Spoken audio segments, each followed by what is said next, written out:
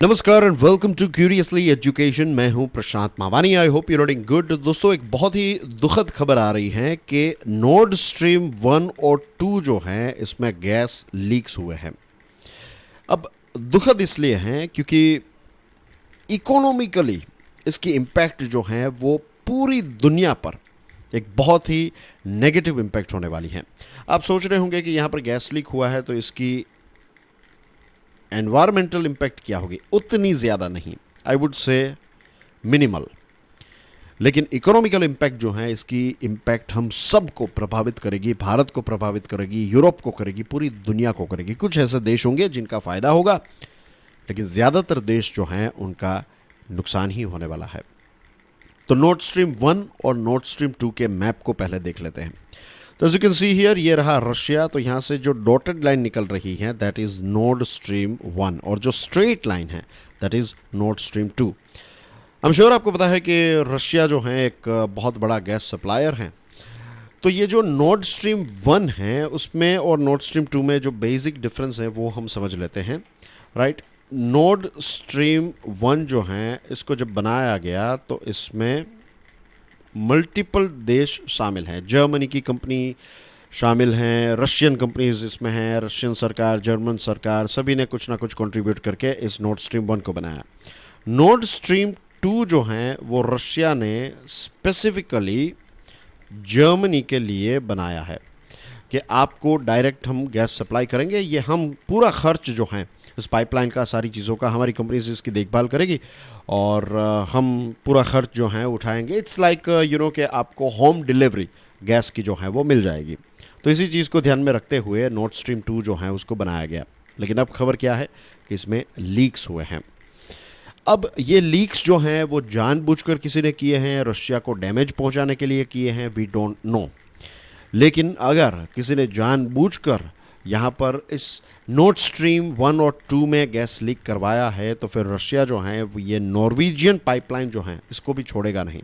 ये Norwegian pipeline जो है ये एक अल्टरनेटिव है, रशियन गैस का अल्टरनेटिव है। कि रशिया से अगर गैस जो है वो आपको प्रॉपर नहीं मिल रहा है तो एक अल्टरनेटिव गैस पाइपलाइन है नॉर्वेजियन पाइपलाइन, जिसको बाल्टिक पाइप भी कहा जाता है। तो ये बाल्टिक पाइप जो है वो पोलैंड तक डायरेक्टली कनेक्टेड है, नॉर्वे से direct Poland via Denmark and Baltic Sea. इसका मैप भी एक बार देख लेते हैं। तो as you can see here, ये डायरेक्ट पाइपलाइन है और इस पाइपलाइन से यहाँ से एक दूसरी पाइपलाइन निकलती है डेनमार्क से होते हुए फिर यहाँ पर, और फिर ये वाला पोर्शन जो है ये बाल्टिक सी है और यहाँ से डायरेक्टली पोलैंड तक ये पाइप पहुँच जाता है। तो जैसे मैंने आपको बताया कि अगर आपने नॉर्ड स्ट्रीम में डैमेज किया तो नॉर्वेजियन पाइपलाइन को भी रशिया जो है वो छोड़ेगा नहीं। और जब से ये युद्ध की शुरुआत हुई है यूक्रेन में, तो तब से यूरोपियन यूनियन जो है इसका रवैया रशिया को लेकर काफ़ी एग्रेसिव रहा है। और इसी एग्रेशन में पुतिन साहब ने यह भी कहा था कि is going to freeze Europe this winter, कि इस विंटर सीजन में 2022 की जो विंटर सीजन अभी स्टार्ट होगी तो रशिया जो है वो यूरोप के बहुत सारे देशों को गैस जो है वो सप्लाई नहीं करेगा। और देखते हैं कि अब आपकी हालत क्या होती है, आप जो है वो फ्रीज हो जाएंगे। इस प्रकार की एक धमकी जो है वो पुतिन साहब ने ऑलरेडी दे दी थी। तो ये बेसिक चीज़ें आपको समझ में आ गई। अब इसकी इम्पैक्ट को समझते हैं कि ये लीक जो हुआ है इसकी इम्पैक्ट क्या होगी। एक थिंक टैंक है जिसका नाम है ब्रुगेल थिंक टैंक का कहना ये है कि लास्ट जनवरी से जून का जो एक फेज़ है, इसको अगर आप देखेंगे उस टाइम पर जो ऑयल और गैस की जो प्राइस थी, पर्टिकुलरली गैस की प्राइस, तो ये गैस की प्राइस जितनी लास्ट ईयर थी उसके कंपैरिजन में अगर आप जुलाई की प्राइस को देखें तो यूरोप में गैस की प्राइस जो है ये मोर देन डबल हुई है, डबल से भी ज़्यादा हुई है। और ये तो एक एवरेज की बात कर रहा है ब्रुगल। अगर एक के बाद एक देशों को देखें, फॉर एग्जांपल स्पेन की बात करें तो स्पेन में गैस की प्राइस 140% इंक्रीज हुई है, जर्मनी में 160%, ग्रीस में 300%, लेटविया में 400%। तो इट्स लाइक कि दोस्तों आप जस्ट इमेजिन कीजिए, हम भारत का ही एग्जांपल लेते हैं। हमारा देश भारत जो है वो 85% जितना ऑयल जो है वो इंपोर्ट करता है, राइट।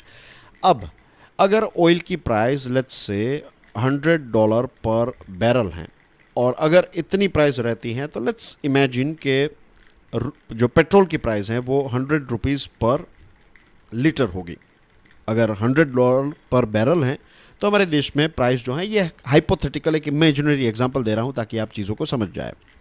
तो अगर ये सिचुएशन है और लेट्स से 160% या फिर जो लेटविया में हुआ 400% इंक्रीज हुआ, तो अगर ये बैरल की प्राइस लेट्स से $200 पर बैरल हो जाए, तो हमारे देश का एग्जांपल अगर हम लें तो पेट्रोल की प्राइस कितनी हो जाएगी? 200 रुपीज़ पर लीटर।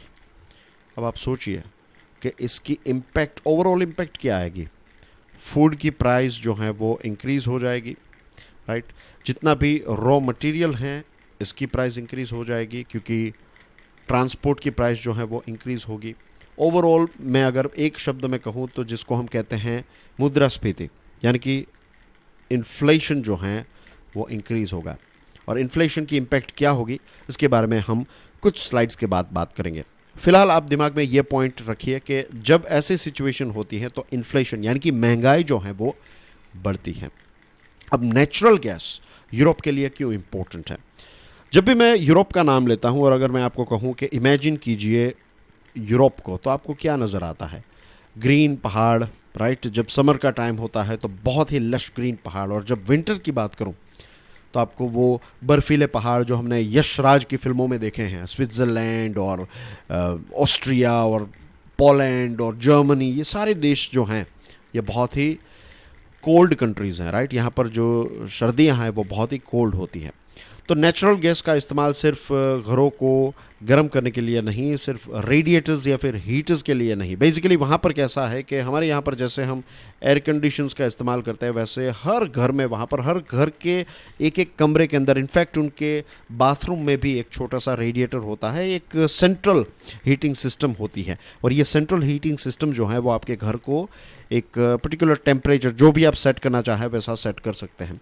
अगर ये सेंट्रल हीटिंग काम नहीं कर रहा है तो दोस्तों वहाँ के घरों में आप रह भी नहीं पाएंगे, इतनी ठंडी जो है वो आपको महसूस होगी। तो होम्स को हीट करने के लिए, ऑफिसेज को हीट करने के लिए तो इम्पोर्टेंट है ही, इसी के साथ साथ फर्टिलाइजर्स और पेट्रोकेमिकल्स में भी नेचुरल गैस का इस्तेमाल होता है। पावर जनरेटर्स को चलाने के लिए भी इसका इस्तेमाल होता है। तो यूरोप जो है इसकी इकोनॉमी में एक बहुत ही इंपॉर्टेंट, एक फ्यूल के तौर पर देखें तो बहुत ही इंपॉर्टेंट रोल जो है वो नेचुरल गैस प्ले करता है। अब ये चीज़, एक तो ये नॉर्थ स्ट्रीम जो है इसमें ये इश्यू हुआ, लीक हुआ, ऊपर से दूसरे प्रॉब्लम्स ऑलरेडी चल रहे थे। फॉर एग्जांपल फ्रांस, अब फ्रांस ने लगभग अपने 50% जितने जो न्यूक्लियर पावर जनरेटर्स हैं या फिर न्यूक्लियर पावर प्लांट्स जो हैं तो उनको बंद किया, उनको शट डाउन किया, क्योंकि एक मेंटेनेंस और रिपेयर का काम चल रहा था। और ऊपर से ये नॉर्थ स्ट्रीम जो है इसमें ये इश्यू हो गया। तो फ्रांस की सिचुएशन ऐसी है कि फ्रांस अपने लिए और दूसरे देशों को सप्लाई कर सके उतनी इलेक्ट्रिसिटी फ़िलहाल तो फ्रांस भी जनरेट नहीं कर रहा है। फ्रांस ने इस प्राइस राइज को कंट्रोल करने के लिए पावर की जो प्राइस है उसके ऊपर एक कैप लगा दी है। कैप यानी कि इससे ज़्यादा आप पावर की प्राइस जो है वो चार्ज नहीं कर सकते। लेकिन कंपनीज़ को जो नुकसान होगा वो नुकसान कौन उठाएगा? फ्रांस की सरकार जो है वो पैसा देगी। तो फ्रांस की सरकार जो है उनकी जेब में से, जो पॉकेट है उसमें से ये पैसे देने पड़ेंगे। फिर जर्मनी की बात करें तो जर्मनी ने जो प्राइसेस इंक्रीज़ हुई हैं तो उस पर सब्सिडीज़ लॉन्च की हैं, तो टैक्सेस जो हैं वो काफ़ी बढ़ जाएंगे। ब्रिटेन की बात करें तो ब्रिटेन ने भी सब्सिडीज़ जो हैं वो अनाउंस की है। तो अब इन सब्सिडीज़ को फुलफ़िल करने के लिए ब्रिटेन को और ज़्यादा पैसे बोरो करने पड़ेंगे। जैसे हमारे पास पैसे नहीं होते हैं या फिर खर्च बढ़ जाता है तो हम कैसे दूसरे लोगों से पैसे बोरो करते हैं, या फिर अपने रिश्तेदार से, फ्रेंड से, या फिर बैंक से, वैसे ही ब्रिटेन जो है वो भी लोन लेगा।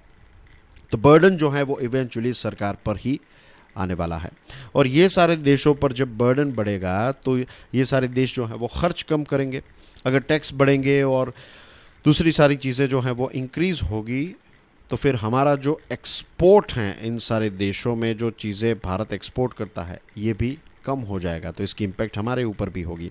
ब्रिटेन की ही बात करें तो देखिए, ब्रिटिश पाउंड जो है, उनकी करेंसी जो है, ये 20% डिक्लाइन हुई। पहली बार ऐसा हुआ कि डॉलर और पाउंड की कीमत जो है वो, या फिर इनका जो रेट है वो इक्वल जैसा हो गया था। शॉर्ट टर्म के लिए हुआ था, लेकिन 20% ब्रिटिश पाउंड जो है वो ड्रॉप हुआ है।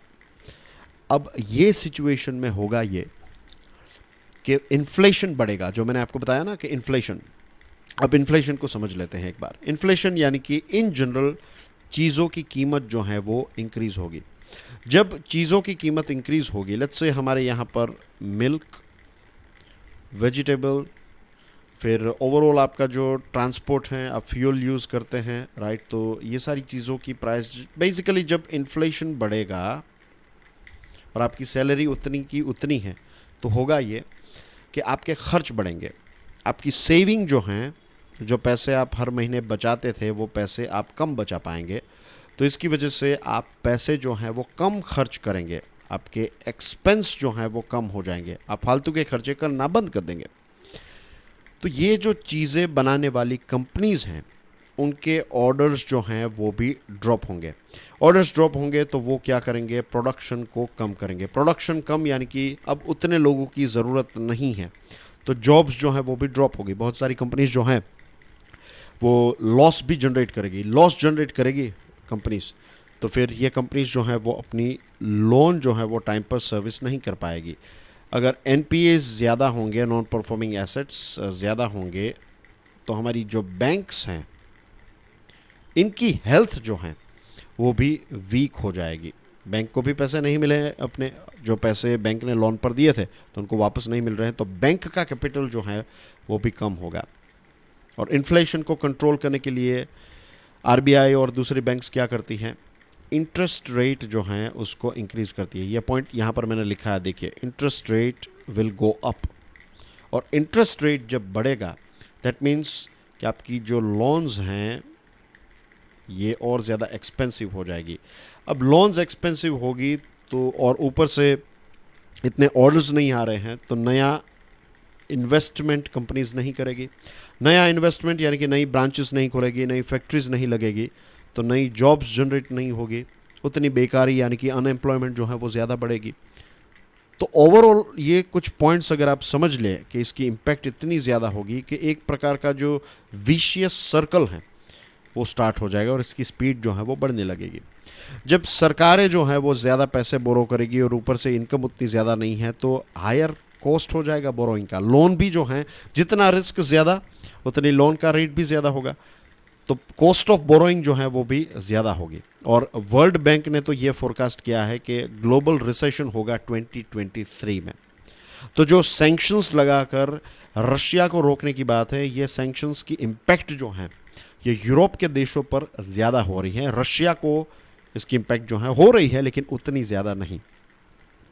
अब ग्लोबल एनर्जी की प्राइस जो है वो भी बढ़ेगी, क्योंकि अब यूरोप क्या करेगा, यूरोप जो भी फ्यूल अवेलेबल हैं, जितने भी सब्सटीट्यूट गैस सप्लायर्स हैं, जितने भी दुनिया के अलग अलग जगहों से वो गैस ले सकता है, वहाँ से गैस मंगवाएगा। तो गैस की डिमांड बढ़ेगी, तो डिमांड बढ़ेगी तो उसकी प्राइस भी बढ़ेगी।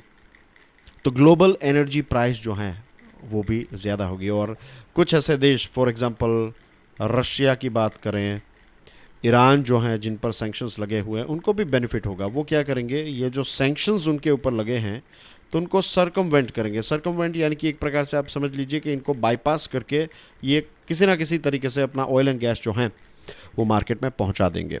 पैसे थोड़े ज़्यादा इनको मिलेंगे क्योंकि ब्लैक में सारी चीज़ें आएगी, लेकिन इसके अलावा दूसरा कोई ऑप्शन दूसरे देशों के पास नहीं है। तो इनको तो फ़ायदा ही होगा, यूएसए को फ़ायदा होगा। यूएसए मेजर बेनिफिशियरी होगा क्योंकि वो एक बड़ी क्वांटिटी में कोल और एलएनजी को सप्लाई करता है। मिडिल ईस्ट यानी कि वेस्ट एशिया के जो पेट्रो स्टेट्स हैं उनको बेनिफिट होगा। वहाँ पर काम करने वाले केरला और दूसरे राज्यों के हमारे लोग जो हैं तो उनको जॉब्स मिलेगी, उनको पैसे मिलेंगे, वो पैसे वापस भेजेंगे। तो रेमिटेंस के पॉइंट ऑफ व्यू से देखें तो भी भारत को फ़ायदा होगा, लेकिन ये तो लिमिटेड फ़ायदा है। जो ओवरऑल नुकसान होगा देश को वो तो ज़्यादा होगा, क्योंकि एनर्जी इंपोर्टर्स हम हैं, राइट। मैंने आपको एग्जांपल दिया 85% एनर्जी हम इंपोर्ट करते हैं, और ऊपर से डॉलर की कीमत बढ़ रही है। तो डॉलर की कीमत यानी कि डॉलर एक्सपेंसिव होगा, मीन्स ज़्यादा वैल्यूएबल होगा कंपेयर टू रुपीज़, तो हम ज़्यादा पैसे पे करने पड़ेंगे उसी पर्टिकुलर सामान को मंगवाने के लिए, क्योंकि डॉलर की कीमत अब बढ़ चुकी है। तो ये सारी चीज़ों की इम्पैक्ट हम पर, हमारे जैसे देश पर ज़्यादा होगी। और आरबीआई को इन्फ्लेशन को कंट्रोल करने के लिए इंटरेस्ट रेट को बढ़ाना पड़ेगा, जो लोन एक्सपेंसिव हो जाएगी, और ये सारी चीज़ों की वजह से ग्रोथ जो है वो स्लो हो जाएगा। अब जर्मनी क्या करने लगा है, जर्मनी लिग्नाइट का इस्तेमाल करने लगा है। लिग्नाइट जो है ये सबसे डर्टीएस्ट कॉल है, डर्टीएस्ट कॉल, तो इससे ज़्यादा से ज़्यादा कार्बन एमिट होगा। जो क्लीन एनर्जी का ट्रांजिशन हमें करना है वो प्रोसेस स्लो या फिर रिवर्स होने लगेगी।